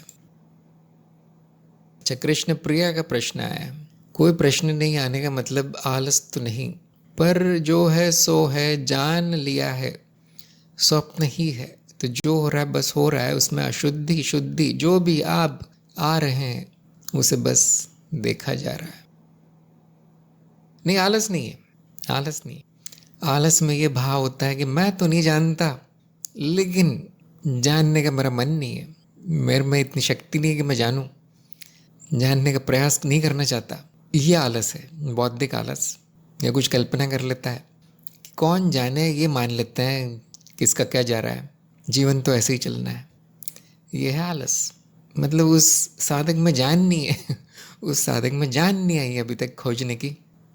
लेकिन अगर ये भाव है कि मैंने जान लिया है, अब क्या पूछूं, तो वो अज्ञता है। वो आप स्वयं निर्णय लीजिए क्या है। अक्सर उसके परिणाम से जाना जा सकता है। आलस का परिणाम आता है नीरसता, दुख, अवसाद, कुछ भी अच्छा न लगना, उसमें शक्तिहीन होता है वो जीव, ऊर्जा नहीं होती। ये है बौद्धिक आलस। और अज्ञता या ज्ञान का परिणाम आता है शांति, आनंद। उसका लक्ष्य होता है, उसका कुछ करने का इरादा होता है, प्रसन्न चित्त भी होता है। सब जरूरी नहीं है लेकिन वो होता है। विरक्ति आदि, आनंद बना हुआ है। हाँ, तो फिर आलस नहीं, परिणामों से जाना जाता है। परीक्षा का पहला प्रश्न लेते हैं, कल्याण की परीक्षा का। ज्ञान मार्ग का जीवन पर क्या प्रभाव पड़ता है? तो इन्होंने बताया प्रभाव, और मैंने आधे अंक दिए, क्योंकि जैसा कि आप देख सकते हैं कभी कभी किसी किसी मामले में कोई प्रभाव नहीं पड़ता। आपने जो बताया वो आदर्श स्थिति है कि हाँ ये होना ही चाहिए।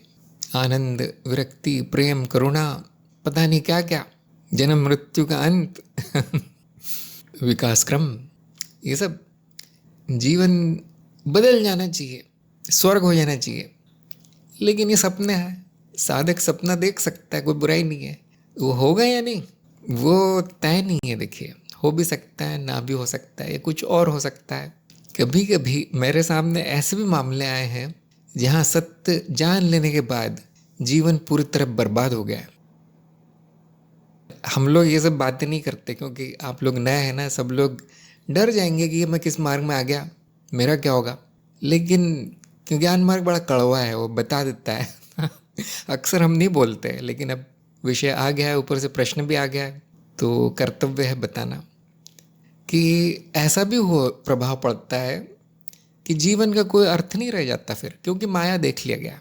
मनुष्य शरीर मैं नहीं हूं तो उससे विरक्ति हो गई। कौन खिलाए पिलाए उसको, ठीक कौन करे। आपने भी देखा होगा ऐसे, घर छोड़ दिया, नौकरी छोड़ दी, परिवार छोड़ दिया, सब छोड़ दिया।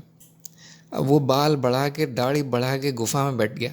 अब ये तो वही जाने हो अच्छा प्रभाव है बुरा है। कुछ लोगों का जीवन इतना नीरस हो जाता है कि मुझे जो जानना था मैंने जान लिया, लेकिन वो नहीं निकला जो मैं चाहता था। क्यों? मान्यताएं सब सर्वनाश होगी, दुखी हो जाता है व्यक्ति। देखे होंगे आपने। तो हम क्या कहते हैं, जैसे हर हलवाई अपनी मिठाई को ताज़ा और मीठा बताता है, वैसे हर ज्ञान मार्गी ज्ञान मार्ग को सबसे सर्वश्रेष्ठ और सबसे अच्छा सकारात्मक बताता है। ये मनुष्य का स्वभाव है, क्या कर सकते। लेकिन उसका प्रभाव क्या होगा, वो जुए की तरह है, कुछ भी हो सकता है। क्या निर्धारित करेगा प्रभाव? वो साधक की मनोस्थिति, मनोशरीर की बनावट, मनुष्य शरीर में क्या भरा है, क्या संस्कार, क्या शुद्धियाँ हैं, यहाँ तक कि उसका वातावरण और उसके आसपास जो लोग हैं, ऐसे हजारों कारण मिल जाएंगे। इसीलिए हर साधक अद्वितीय है। अद्वितीय का अर्थ ये नहीं वो बहुत बड़ा है, अद्वितीय मतलब उसके जैसा कोई और नहीं है। सब में अलग अलग प्रभाव दिखते हैं, इसलिए कोई नियम नहीं है कि यही प्रभाव पड़ेगा जीवन पर। और अब काम की बात क्या है कि हम ज्ञान मार्ग में जीवन पे प्रभाव पड़े इसलिए नहीं आते। हम का अर्थ है हम सभी साधक लोग, शिष्य, अक्सर इसलिए नहीं आते। वो बहुत बड़ी गलती है। अगर आप जीवन पे प्रभाव डलवाने के लिए आए हैं यहाँ, तो बहुत बड़ी मूर्खता है। गुरु 10 बार बोल चुका है कि इसका कोई उपयोग नहीं है, कोई उपयोग नहीं है जीवन में। हर बार हर रोज बोलता है, फिर भी किसी में उम्मीद बची है कि कुछ प्रभाव पड़ जाए, तो मूर्ख ही हुआ फिर। तो हम नहीं आते यहाँ कि जीवन में कुछ अच्छा है बुरा कुछ भी प्रभाव पड़े। हम इसलिए आते हैं कि अज्ञान का नाश हो, ज्ञान मिले, अपना सत्य जानूं मैं, इसलिए आते हैं। और फिर जीवन पे जो प्रभाव होना है वो होता रहेगा। किसे पड़ी है वो, ये सपना अपना मोड़ लेगा, ये माया की नदी कहीं और बहेगी। हमें क्या करना है, जो मेरा लक्ष्य था वो पूर्ण हो गया। तो मैं ऐसा कुछ उत्तर सुनना चाहता था। लेकिन अगर आपके मन में ये अच्छी भावना है कि हाँ अच्छा प्रभाव पड़ेगा, तो फिर अच्छा ही पड़ेगा। चिंता मत कीजिए आप लोग, जो भी होता है अच्छे के लिए होता है। वो शुरू की जो नरक की स्थिति हो जाती है वो अशुद्धियों का कारण है, कुछ भी कारण होगा। वो कुछ दिन चलती है या कुछ वर्ष चलती है, उसके बाद वापस शांति आनंद में आ जाता है। मैं ही नहीं कह रहा कि स्वर्ग हो जाएगा जीवन, नहीं होगा, ऐसा कुछ नहीं होता। अच्छा, नंबर 2, गुरु अपने स्वयं के अनुभव से सिखाते हैं, सही या गलत। इन्होंने कहा बिल्कुल सही है ये बात, गुरु अनुभव से नहीं सिखाएंगे तो फिर गुरु का फायदा क्या है। तो मैंने इनको आधे अंक दिए। क्यों? इसमें अंक क्यों काटने चाहिए? क्योंकि देखिए, शिष्य जानता नहीं कि कौन अपने अनुभव से सिखा रहा है, कौन किताब पढ़ के बोल रहा है। शिष्य नहीं जानता। इसलिए शिष्य में समर्पण का गुण होना ज़रूरी है। भले ही मैं नहीं जानता कि गुरु ने जो बोला है अपने अनुभव से बोला है, या जैसे बाकी लोग बोलते हैं तो उधर सुन के बोला है, फिर भी इन्होंने जो बोला है उस पर मैं विचार करूँगा। इन्होंने जो बोला है वो मेरे कल्याण के लिए बोला है, आपका नाम ही कल्याण है, मेरे भले के लिए बोला है, तो मैं इसका प्रयोग करूँगा। इन्होंने जो निर्देश दिया है, कैसे भी दिया हो, अपने अनुभव से दिया हो, कहीं और से दिया हो, इनके गुरु ने जो बताया वो दोहरा दिया हो, बस हो सकता है, फिर भी मैं निर्देश मानूंगा। क्योंकि करने की चीज़ है, अध्यात्म जो है आपको प्रयोग करना पड़ता है, उससे पहले आप नहीं जानते। तो इसीलिए आधे अंक कटे। ये मान लेना कि जो आपको सिखाया जा रहा है उस व्यक्ति के अनुभव से आ रहा है, ये ठीक नहीं है। शंका ज़रूरी है, लेकिन वो गुरु को नहीं बताना है कि आपने अनुभव किया या नहीं, मुझे पहले बताइए। वो गुरु निकाल देगा आश्रम से, फिर वो अच्छा शिष्य नहीं कहलाएगा। तो गुरु के सामने हमेशा हाथ जोड़े खड़े होना है। हाँ, आप जो कहते बिल्कुल सही है। अंदर शंका होनी चाहिए आपके कि जब तक मुझे अनुभव नहीं हो जाता जो भी कहा गया है, न वो सच होगा न वो झूठ होगा। झूठ भी नहीं होगा, क्योंकि जैसे कि मैंने बताया, मिथ्याकरण के लिए भी तो प्रमाण चाहिए। मुझे लग रहा है मिथ्या, ये प्रमाण नहीं है। मुझे लग रहा है ये गुरु अपने अनुभव से बोल रहे हैं, ये प्रमाण नहीं है। आपने मान लिया ये तो नियम है कि गुरु तो अपने अनुभव से बोलते हैं, नहीं, वो नियम नहीं है। जो गुरु बोलते हैं वो संकेत मात्र है। वो संकेत कहाँ से आया है वो जानना असंभव है।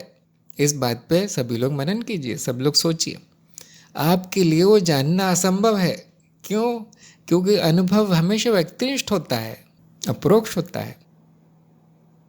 मुझे क्या अनुभव हुए, अगर आप माया के स्तर पर ऐसा बोले कि व्यक्ति को अनुभव होते हैं, जीवन के अनुभव, वो आप नहीं जान सकते, कभी नहीं जान पाएंगे, क्योंकि वो अनुभव केवल मुझे हुए। क्या प्रमाण दूं मैं? वो नहीं दिया जा सकता, क्योंकि व्यक्तिनिष्ठ है। जो वस्तुनिष्ठ है उसका प्रमाण दिया जा सकता है। मैं यहाँ रहता हूँ, हाँ जी, प्रमाण दीजिए। हाँ जी, आ जाओ। घर का पता दिया जा सकता है, वो वस्तुनिष्ठ है, घर दिख जाएगा आपको सामने। घर किसके नाम पे, वो सब आप जांच कर सकते हैं। आज मुझे बहुत सुख का अनुभव हुआ, आनंद का अनुभव हुआ। हाँ जी, प्रमाण दीजिए। कहाँ ले जाऊँ मैं? कौन सा कागज़ दिखाऊँ? कौन से स्टैम्प पेपर पर लिखा है कि मुझे अनुभव हुआ है सुख का? क्यों? व्यक्तिनिष्ठ है। अप्रोक्ष अनुभव का यही अर्थ होता है कि वो आपको होना है या आपके द्वारा होना है। वो वहाँ होना है जहाँ हो जाना गया है। दूसरे को क्या हुआ है पूरी तरह बेकार है। इस बारे में एक बहुत अच्छा चुटकुला याद है, आता है। अक्सर लोग पूछते हैं, आप दावा करते हैं कि आप मुझे आत्मज्ञान करवाएंगे, पहले ये बताइए आपको आत्मज्ञान हुआ या नहीं। ऐसे बहुत लोग मिले मुझे। कभी मुझे हंसी आती, कभी रोना आता है, कभी गुस्सा आता है। पहले सिद्ध कीजिए आपको आत्मज्ञान हुआ या नहीं। मैंने कहा कैसे? कैसे सिद्ध करूं मैं? मैंने ये अनुभव लिया कि मनो शरीर मैं नहीं हूं, मेरी बुद्धि ने कहा, और मुझे तत्व मिला जो अनुभव नहीं है। जिसका अनुभव मुझे भी नहीं हुआ वो मैं आपको कैसे दिलवाऊं? क्या करने से सिद्ध होगा? तो देखिए, पूछने वाली गलती नहीं है, बिल्कुल गलती नहीं है। वह अंधकार इतना ज़्यादा है कि उसने आत्मज्ञान को वस्तुनिष्ठ अनुभव मान लिया कि कोई भी देख सकता आके, हाँ ये देखिए आत्मज्ञान का अनुभव हुआ है, ये देखिए सामने आपके दिख रहा है। इतना अंधेरा है जिसमें उसको आत्मज्ञान नहीं होगा, ये तो तय बात है। तो आज तक जितने भी ऐसे आए हैं, मैंने उनको सीधे दरवाज़ा दिखा दिया है कि ये है दरवाज़ा आश्रम का, बाहर जाओ, अंदर नहीं मिलेगा आत्मज्ञान। हो सकता है बाहर मिले, क्योंकि वो तो बाहर ही ढूंढ रहा है। आप लोगों को सत्य क्यों नहीं मिलता? क्योंकि आप उसे गलत जगह ढूंढ रहे हैं। अंदर ढूंढिए, दूसरे के अंदर नहीं। दूसरे के अंदर नहीं है सत्य, मेरे अंदर है। ये बात याद रखिए। गुरु कभी दावा नहीं करता कि मुझे अनुभव से ज्ञान हुआ है। गुरु कुछ बोलता ही नहीं है। किसी भी गुरु को देख लीजिए, अक्सर कभी कभी वो बोलते, देखिए यहाँ पर ये लिखा गया है, इसके अनुसार आप मनन कीजिए, उसके अनुसार विधि अपनाइए, कुछ अनुभव लीजिए। वो ये नहीं बोलेगा कि मैंने ऐसे जाना है वैसे। कोई विश्वास कैसे करेगा उस बात पे? कभी कभी कोई बोल भी देता है, लेकिन वो ये जानते हुए बोलता है ये गुरु कि सामने वाला प्रमाण नहीं मांगेगा। इतनी समझ होगी उसमें, इतनी बुद्धि चल रही होगी कि सबको अपने अपना अनुभव से जानना है। तो वो गुरु के शब्द संकेत मात्र है, प्रमाण नहीं है। कल्याण को इस पे विचार करना चाहिए, मान नहीं लेना है गुरु की बात, उस संकेत पे चलना है। जो गुरु ने मार्ग दिखाया उस मार्ग में आगे बढ़ना है, पैरों से चलना है अपने। ये नहीं सोचते रहना गुरु को कैसे पता, कोई नहीं जानता। किसको क्या पता है ये कोई नहीं जानता। वैसे मैं बता देता हूँ, मेरी अपने गुरु से पूछने कभी हिम्मत नहीं हुई कि आपको अनुभव से मिला है या आप इधर उधर से पढ़ के बोल रहे हैं। हमारी कभी हिम्मत नहीं हुई, कांप जाते थे हम लोग बस गुरु के सामने, डर के मारे। जनता की कैसी कैसी हिम्मत हो जाती है जनता की, मुझे समझ में नहीं आता। और उनको बस दरवाज़ा ही दिखाया जाता है, कोई गुरु उनको सिखाएगा नहीं। समर्पण का अभाव, बुद्धि का अभाव, न जिज्ञासा है। इसका एक उदाहरण है, कोई डूब रहा है, उसको सांस लेने की अब इच्छा है, क्योंकि डूबते को क्या चाहिए? सांस, हवा। कोई बोलता है देखो ऐसे हाथ मारो, ऊपर आ जाओ, ऊपर हवा है, पानी के ऊपर, अंदर तुम पानी के हो, ऊपर आ जाओ पानी के, ये विधि है, आ जाओ। अब वो जो डूब रहा है पूछता है क्या आपने अपने अनुभव से जाना है ये विधि कि ऊपर हवा है नीचे पानी, प्रमाण दीजिए। अब वो जो बंदा है बेचारा वो डूब डूब ही जाएगा, तो कौन देगा उसको प्रमाण, क्योंकि उसमें जानने की, उसमें ऊपर आके सांस लेने की भी इच्छा नहीं है। सबसे ज़्यादा उसमें वही इच्छा होनी चाहिए जो मरते को सांस लेने की इच्छा होती है, जो प्यासे को पानी की इच्छा होती है, एक बूंद मिल जाए। जब तक वो नहीं है साधक में, कोई नहीं सिखाएगा उसको, कोई इतनी कृपा क्यों करेगा, क्या किसको पड़ी। इच्छा सर्वोपरि है, जैसे कि मैंने कहा, इच्छा ना हो तो सिखाना असंभव है, सीखना तो दूर की बात, सीखेगा नहीं वो कभी। जो डूब रहा है वो बोल रहा है हवा का प्रमाण दीजिए, वो डूबना चाहता है वो हवा नहीं चाहता। तो गुरु के शब्द संकेत है, उस पर चलिए। मार्ग दिखाना अलग बात है और मार्ग पे चलना पूरी तरह अलग बात है। आपको मार्ग दिखाया गया है, चलना तो आप ही को है। अगला प्रश्न है सत्य कौन से अनुभव से जाना जाएगा। इनका उत्तर बिल्कुल सही है। हर अनुभव यही बताएगा कि ये भी असत्य है, वो भी मिथ्या है, ये भी माया है। तो अनुभवों को नकार के सत्य जाना जाएगा। नेति नेति आप लोग जान ही गए होंगे, तो मुझे आगे बोलने की आवश्यकता नहीं है। नंबर 4, अज्ञात, अज्ञेयता और अज्ञान में क्या फ़र्क है। पूरी तरह सही उत्तर आया। तो यहाँ पे अज्ञान से शुरू करना चाहिए कि अज्ञान मतलब वहाँ मान लिया गया है कि जो भी मैंने जाना है वो पूरी तरह सच सच है। ये है अज्ञान। बिना प्रमाण के, बिना जांच के, बिना परीक्षा किए बस मान लिया गया। यहाँ मान्यता यह है कि मैंने जो माना है वो पूरी तरह सच है। ये है अज्ञान।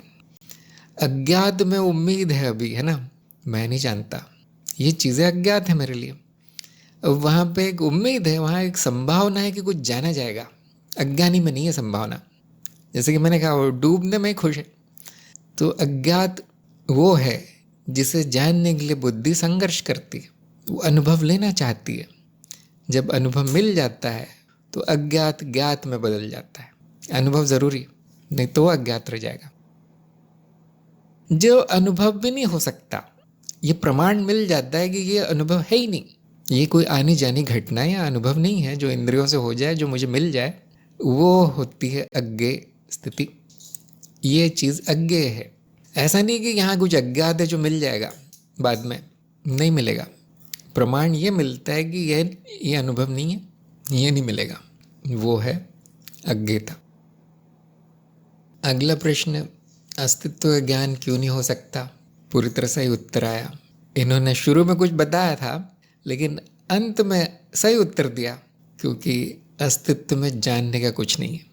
ऐसा नहीं कि मनुष्य की सीमा है उसको ज्ञान नहीं हो सकता, बौद्धिक सीमा है या कुछ बड़ा रहस्य है कि कोई बताता नहीं मुझे अस्तित्व क्या है। नहीं, खुला हुआ है रहस्य सामने आपके। असली कारण ये है कि वहाँ जानने का कुछ नहीं है। यहाँ पे ये भी भाव आता है कि ज्ञान और अज्ञान मनुष्य निर्मित धारणाएं हैं। अस्तित्व में न ज्ञान है न अज्ञान है, इसलिए जानने का कुछ नहीं है, त्यागने का भी कुछ नहीं है। ये शुद्ध स्थिति मेरा होना मात्र है, जानना नहीं, होना असली शुद्धता है। तो जो लोग ज्ञान के पीछे भाग रहे हैं, बहुत निराशा मिलेगी। और जो अपनी स्थिति में आना चाहते हैं, स्वयं की स्थिति में, जो मैं हूँ, मैं होना चाहता हूँ, तो सफलता मिलेगी, तो ज्ञान मार्ग सफल होगा। न कुछ जाना जाता है, न कुछ त्यागा जाता है, जो जैसा है वैसा हो जाता है। नंबर 6, यदि दुख का अनुभव भी अनुभवकर्ता को होता है तो वो आनंद कैसे। मुझे लगता है प्रश्न पहले भी पूछा जा चुका है किसी परीक्षा में, और इनका उत्तर गलत आया। इसमें यही एक उत्तर है जो गलत आया। तो ये मैं सत्संग में पूछना चाहता हूँ, आप लोग चुप बैठे हैं काफ़ी देर से। प्रश्न ये कह रहा है कि दुख भी तो एक अनुभव है, और आपने कहा है हर अनुभव अनुभवकर्ता को होते हैं, या और सटीक भाषा में बोले तो अनुभवकर्ता पर ही वो अनुभव प्रकट है, उसी पर्दे पर दुख भी प्रकट है। और आपने ये भी बोला है कि अनुभव और अनुभवकर्ता एक ही है अंत में जाके, अद्वैत में। अब वो आनंद कैसे हुआ आनंद, ये पूछ रहा हो प्रश्न। तो मैं सत्संग में पूछना चाहता हूँ, अगर किसी को उत्तर आता है तो एक दो शब्दों में, एक वाक्य में बताइए। ये नहीं बोलना है कि दुख मिथ्या है, हर अनुभव मिथ्या ही है फिर, है ना, सुख भी मिथ्या ही है, हर अनुभव मिथ्या ही है और हर अनुभव अनुभव करता कोई होता है। और दूसरी बात, आनंद अनुभव नहीं है। अब अगर कोई बोलना चाहता है, उसका उत्तर देना चाहता है तो बताइए। अजय ने कहा है आनंद स्वाभाविक अभिव्यक्ति है। ये नहीं पूछा जा रहा है कि वो स्वाभाविक है या नहीं। दुख अनुभव करता कोई होता है, फिर आनंद कैसे। शोभा ने कहा है कि दुख का अनुभव चित्तवृत्ति है, मैं उस चित्तवृत्ति की भी साक्षी हूँ। हाँ, काफ़ी सही है, 50% सही है। अरुण का उत्तर है दुख और सुख मानसिक स्थिति है, अनुभव करता दुख का साक्षी भर है। ईला ने कहा है कि यहाँ पर अज्ञान है कि व्यक्ति खुद को अनुभव करता माना हुआ है। हाँ, यहाँ पे थोड़ा मिश्रण हुआ है, देखिए, जिसको दुख होता है उसको अनुभव करता मान लिया गया। तारा ने कहा अनुभव करता सुख और दुख से परे है। आपकी बात सही है, लेकिन जो प्रश्न पूछने वाला है वो तो यही पूछ रहा है कि ये सुख और दुख से परे कैसे, जबकि सुख और दुख के अनुभव तो इसी को होते हैं। परे का क्या अर्थ है कि नहीं होने चाहिए, और उसको किसको होते हैं सुख और दुख के अनुभव। आदित्य ने कहा है अनुभव करता आनंद ही है, सुख दुख जीव के स्तर पे हो सकता है। हाँ, हो सकता है। हाँ, क्यों, जीव को जो भी, जीव के स्तर पे जो भी होता है वो सारा अनुभव अनुभव करता कोई होता है। सत्यकाम ने कहा है व्यवहारिकता में सुख को ही आनंद कहा जाता है। ये तो पूरी तरह से अलग बात है, ये तो शब्दावली की बात हो गई बस। हाँ, व्यवहारिकता में, रोज की भाषा में हम कहते हैं हाँ आनंद है, लेकिन हम जिस आनंद की बात कर रहे हो वो दार्शनिक आनंद है, तत्व का पर्यायवाची आनंद है। कैसे, हर प्रकार की व्यवहारिकता का, सुख वाले आनंद का और दुखों का, कष्टों का, सबका मैं ही अनुभव करता हूँ। अदिति ने कहा है अनुभव करता सुख दुख से परे। वही क्यों है परे। प्रेम रतन ने कहा है दुख अनुभव है और अनुभव मैं नहीं, इसलिए मैं दुखी नहीं हूँ। बिल्कुल सही बात कही आपने। क्या मुझे दुख का अनुभव नहीं होता, मैं तो दुखी नहीं हूँ। हाँ, क्या मुझे जो भी दुखी होता है उसका अनुभव नहीं होता, हो गया तो मैं दुखी हो गया, फिर आनंद नहीं रहा। मैं प्रश्न पूछने वाले की तरफ से बोल रहा हूँ, ऐसा मत कोई मान ले कि मैं सच बोल रहा हूँ या उत्तर दे रहा हूँ, नहीं, अभी मैं प्रश्न पूछने वाला हूँ, बन गया हूँ। ईला ने कहा मान्यता बाकी है, जाना नहीं गया है। क्या नहीं जाना गया है, बात सच है, क्या जानना बचा है। क्या ये सिर्फ सुन लेने से कि मैं आनंद हूँ दुख के अनुभव होने बंद हो जाएंगे, ये प्रश्न पूछने वाला बोल रहा है। अदिति ने कहा संपूर्ण अनुभव करता को होते हैं। हाँ, तो दुखी भी तो वही होता होगा फिर। दुखी होना और दुख का अनुभव होना एक ही बात है मेरे हिसाब से। मेरे विचार यही कहता है, क्या दोनों में कुछ फ़र्क है। मैं दुखी हूँ, मुझे दुख का अनुभव हो रहा है, क्या ये दोनों वाक्यों का अर्थ अलग है। मेरे हिसाब से तो एक ही। अनुभव घटना मात्र है, सुख दुख घटना मात्र है, देखा जा रहा है। हाँ, अदिति ने कहा सारे अनुभव विश्व स्मृति में है। वो तो नहीं पूछा गया है कौन सी स्मृति में, ये नहीं पूछा गया। प्रश्न देखिए, प्रेम रतन ने कहा है आनंद सुख दुख के द्वंद्व से परे है, आनंद होना मात्र है। हाँ, आपका उत्तर काफ़ी सही है, 90%। होना मात्र है वो, उसकी सुख या दुख से तुलना करना ठीक नहीं है। बिल्कुल सही। शायद कुछ लोग यही कहना चाहते होंगे, अगर आप ये कहना चाहते हैं तो सही है फिर। ईला ने कहा अनुभवकर्ता को अनुभव होते हैं, अनुभवकर्ता अनुभव एक ही है, आनंद स्वरूप कोई भेद नहीं, सुख दुख चित्तवृत्ति है। वो चित्तवृत्ति उसी पटल पे चल रही है जो अनुभवकर्ता स्वयं है, मैं स्वयं। इसीलिए प्रश्न आया है, प्रश्न को संतुष्ट कैसे करेंगे। प्रेम रतन ने कहा नहीं, दुख का साक्षी हम मैं, हाँ दुख का भी साक्षी हूँ। अजय ने कहा सुख और दुख अनुभव है और मानसिक है, ऐसा प्रमाणित होने पर दोनों से निर्लिप्त है, इसलिए आनंद प्रतीत होता है। वास्तव में आनंद है ऐसा भी नहीं कहा जा सकता। हाँ, आनंद आनंदित है, नहीं कहा जा सकता, क्योंकि वो आता जाता नहीं है। आनंद मेरा नाम है ऐसा कहा जा सकता है। वो कोई क्रिया नहीं चल रही उसके अंदर आनंद की, जिससे कि उसको सुख से तुलना की जा सके। अदिति ने कहा अनुभव करता अनुभव का साक्षी है। अनुभव करता को अनुभव नहीं होते, ये बड़ी विचित्र बात है, क्योंकि हम तो यही कहते आए हैं शुरू से कि अनुभव, सारे अनुभव अनुभव करता को ही होते हैं। और प्रश्न भी यही कह रहा है, क्या ऐसा है? अनुभव करता को अनुभव नहीं होते तो किसको होते हैं? क्या है फिर? साक्षी होना और अनुभव होना, क्या फ़र्क है दोनों में? जो प्रकट है वो अनुभव है, जहाँ वो प्रकट है वो अनुभव करता है, ये परिभाषा है। और किसको होंगे अनुभव? शोभा ने कहा है दुख अनुभव करता के पटल पर घटता है, अनुभव करता सभी गुणों के परे है। अगर दुख मेरे पटल पर घटता है तो वो मुझे क्यों नहीं होता? किसको होता है फिर दुख? ये प्रश्न बहुत विचित्र है, लेकिन बहुत महत्वपूर्ण प्रश्न है, क्योंकि अक्सर लोगों के मन में ये बात आ जाती है कि हाँ मैं तो आनंद हूँ, अब सब बंद हो जाएगा, सुख भी बंद दुख भी बंद। बहुत लोग सोचते होंगे, लेकिन कुछ भी बंद नहीं होता, कुछ भी बंद नहीं होता। दुख भी चलता रहता है, सुख भी चलता रहता है, फिर मैं आनंद कैसे? अदिति ने कहा अनुभव होगा तो वो भी अनुभव हो जाएगा, क्योंकि अनुभव परिवर्तनशील है, अनुभव करता नहीं। अब मैं समझा नहीं, अनुभव होगा तो अनुभव ही तो हो जाएगा, पहले से ही तो अनुभव है, अब क्या हो जाएगा? समझा नहीं मैं, आप कुछ और कहना चाहते हैं। सत्यभामा ने कहा सुख और दुख दोनों अस्तित्व में है, और अस्तित्व दोनों को मिथ्या रूप में अनुभव कर रहा है।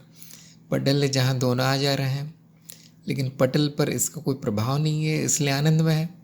हाँ, काफ़ी अच्छा उत्तर है। प्रभाव शब्द महत्वपूर्ण है। क्या अनुभव करता को अनुभव होता है दुख का? हाँ। क्या उस पर प्रभाव होता है? क्या उस पर संस्कार पड़ जाता है दुख का? क्या वो रोता है कि मुझे ये दुख क्यों हो रहा है? ऐसा कुछ नहीं होता है ना, इसलिए वो आनंद में है। ये सब कौन करता है? कौन रोता है? किस पे प्रभाव पड़ता है? किस पे संस्कार बन गया हो कि वो दुख है? वो स्मृति है, वो स्मृति है, जीव स्मृति। ये आप कह लीजिए मनोशरीर यंत्र है।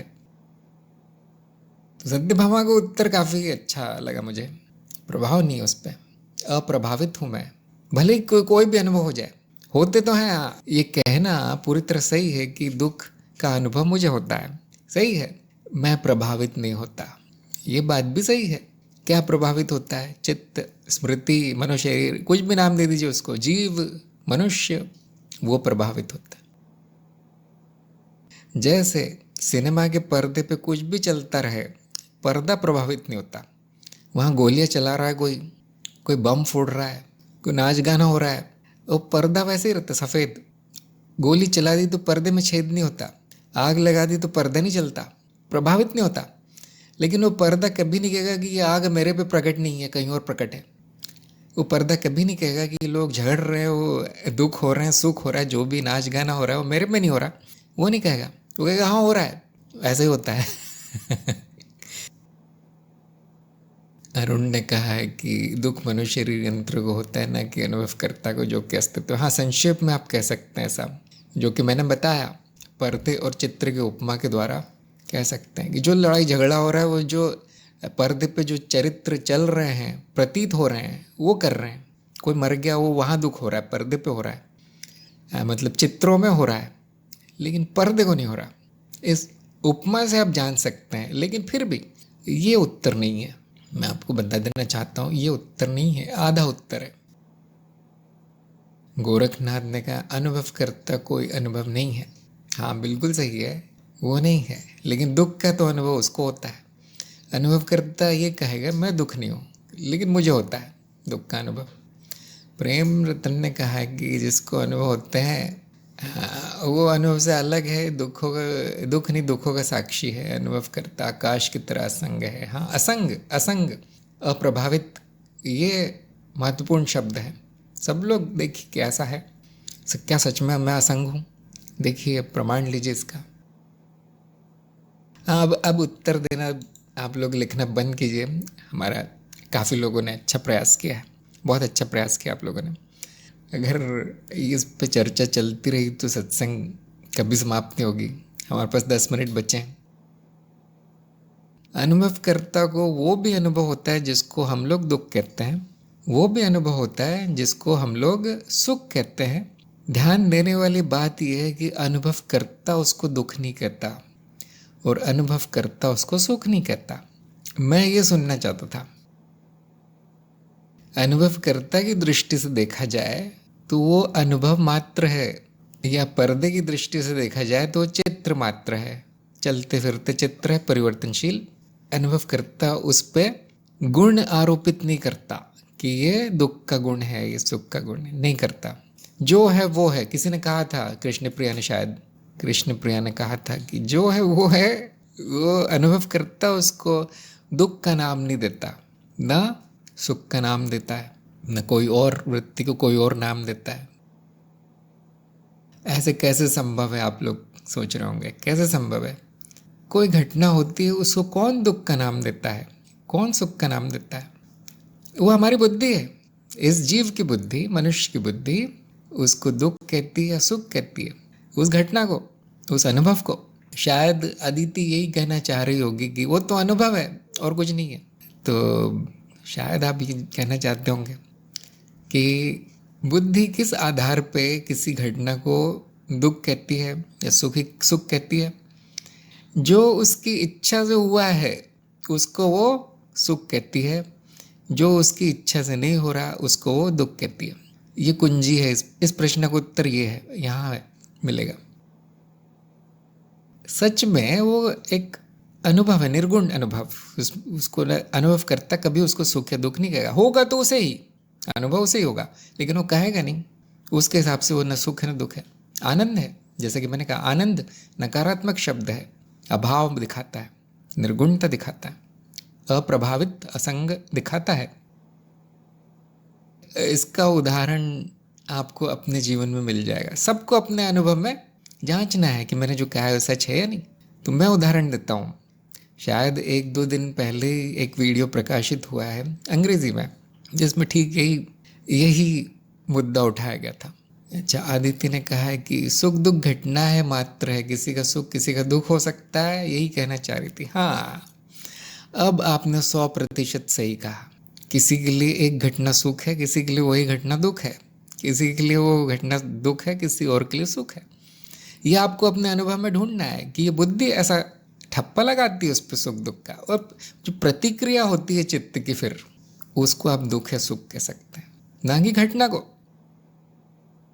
अब मैं आपको उदाहरण दे रहा था कि एक व्यक्ति मांसाहारी है, उसको मांस बहुत पसंद है, और वो एक पशु को मार के अपनी थाली में रख के खाता है। बहुत भूख लगी उसको, और इतना स्वादिष्ट खाना उसने कभी नहीं खाया। ये घटना उस मनुष्य के लिए सुख है। ध्यान दीजिए, इसका अनुभवकर्ता को है सारा प्रपंच जो हुआ। एक व्यक्ति शाकाहारी है, उसके सामने एक जानवर को मार के वो खून भरा हुआ उसका शव उसकी थाली में रख दिया जाता है, उसको बोला जाता है खाओ। शाकाहारी वो देख के बेहोश हो जाता है। उसका प्रभाव उसके जीवन भर रहेगा, क्योंकि उसके सामने ऐसी घटना हुई।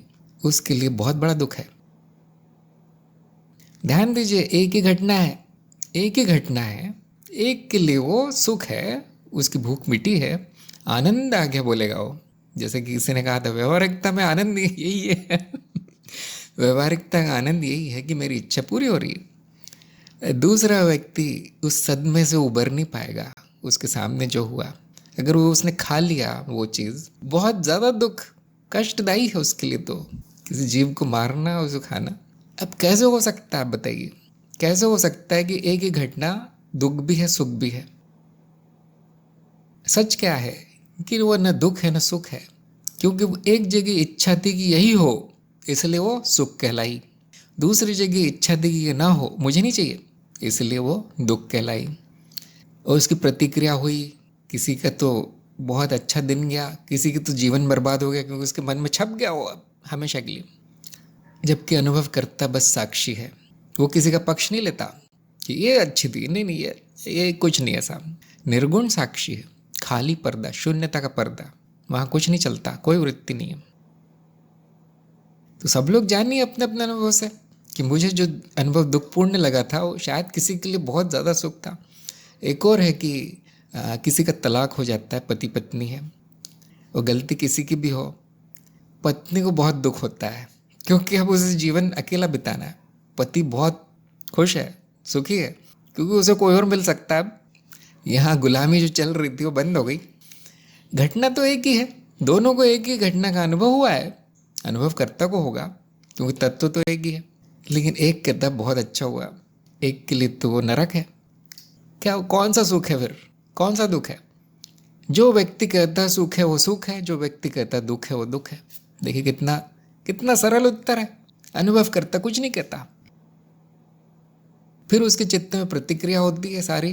वो सारी कहानी आपको मालूम है, सदमा लगना या सकारात्मक संस्कार पढ़ना, अच्छे संस्कार पढ़ना। अच्छे संस्कार पढ़ते हैं तो वो बार बार होता है, फिर नकारात्मक संस्कार पढ़ते हैं तो वो कर्म नहीं होता, फिर उससे वो बच के भागता है फिर व्यक्ति। ये सारा प्रभाव जो पड़ा है इसका भी मैं साक्षी हूँ, इसका भी मैं दृष्टा हूँ। मैं जानता हूँ कि प्रश्न कठिन था, इसका उत्तर सबको नहीं आता। सबको अपना मनन इस गहराई तक ले जाना है। आपके अपना अप्रोक्ष अनुभव देखिए, अप्रोक्ष। किसी ने कह दिया मैं आनंद हूँ, साक्षी हूँ, मान नहीं लेना है। मानना तो अज्ञान से भी बुरा है। मानो मत, जानो, खोजो, क्यों कहा ऐसा।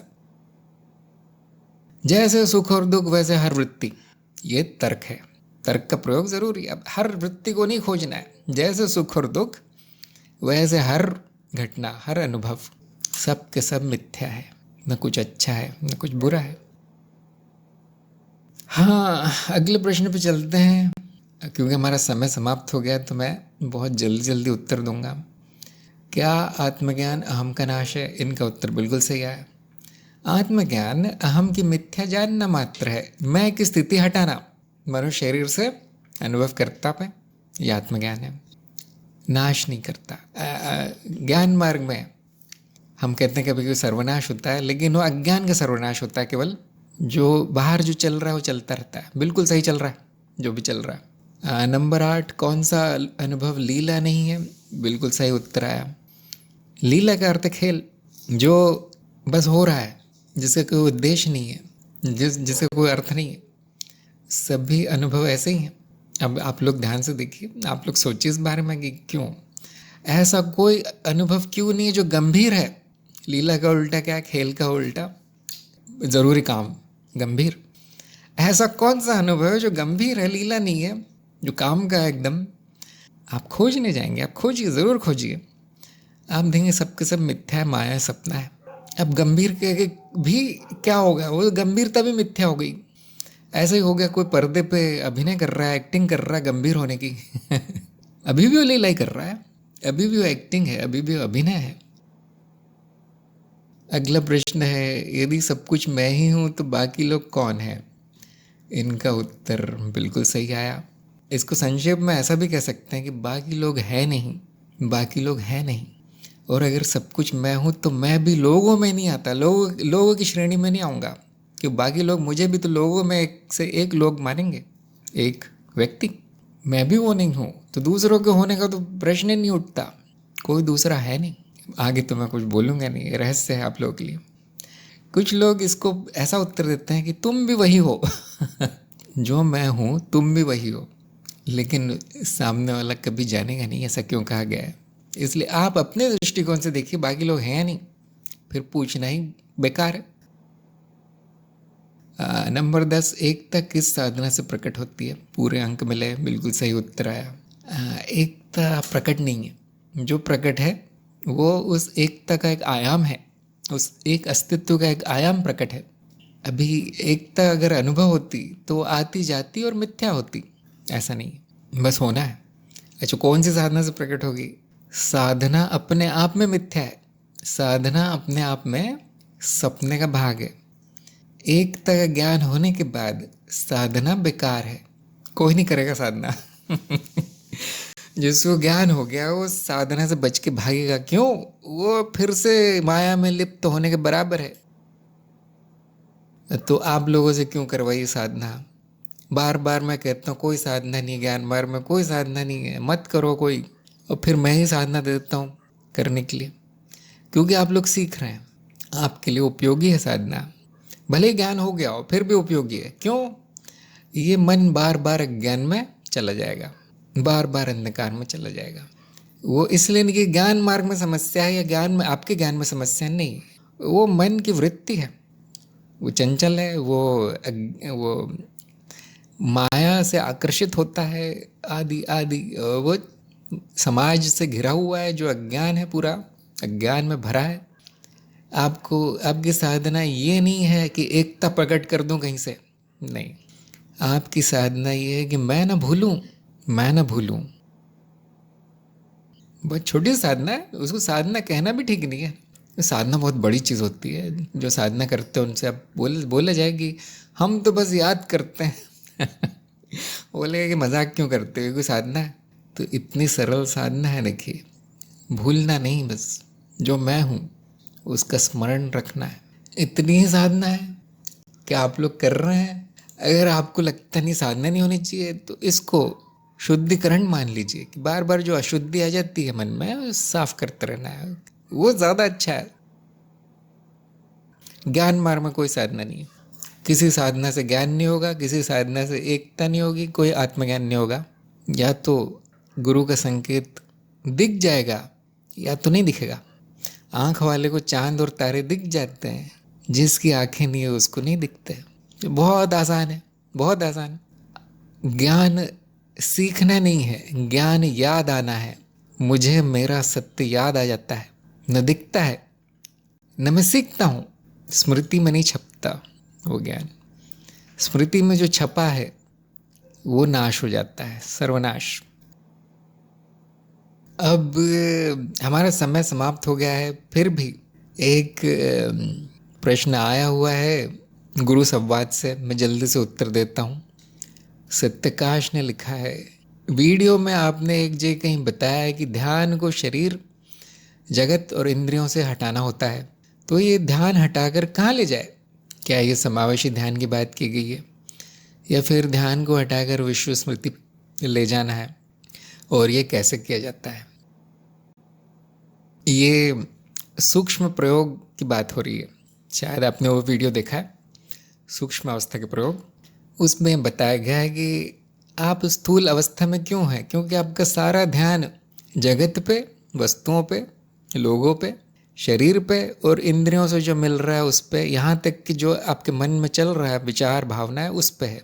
उसको भी हम जगत का ही भाग मानते हैं, क्योंकि जगत में जागृत अवस्था में प्रकट है वो सब मानसिक वृत्तियाँ। कुंजी क्या है सूक्ष्म अवस्था में जाने की? जो ध्यान यहाँ पे खप रहा है, उसकी ऊर्जा यहाँ पे जा रही है, वो हटाना है। अब आपने पूछा कहाँ ले जाए हटा के, ये बहुत अच्छा प्रश्न है। कहीं नहीं, कहीं नहीं, क्योंकि अगर आप जानते कि कहाँ ले जाना है तो आपकी अवस्था तो पहले से ही सूक्ष्म है, क्योंकि आप वहाँ ध्यान ले जा रहे हैं। अब वो सूक्ष्म अवस्था में पहुँच जाएगा ध्यान।